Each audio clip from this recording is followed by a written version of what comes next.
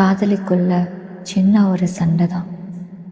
மனசு விட்டு பேச வாய்ப்பு கிடைக்கல.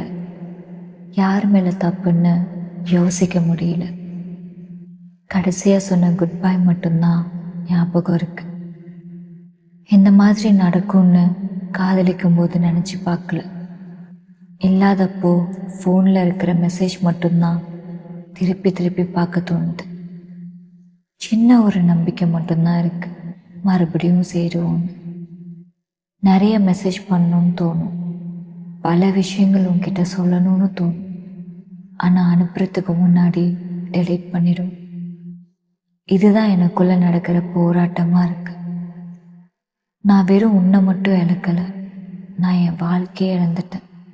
இப்போ என்னோட எல்லா சிரிப்பும் ஒரு முகமூடியாகவே இருக்கு. எந்த ஒரு காதல் கதையும் உண்மையாகவே தெரியல. ஏன்னா கடைசியில் அந்த ஒரு குட் பை ஒரு அமைதியான முடிவு. விடையெல்லாம் காதல் கடிதம் இன்னும் மனசுக்குள்ளேயே இருக்கு. ஏன்னா காதல் ஒரு முடிவில்லா பயணம்.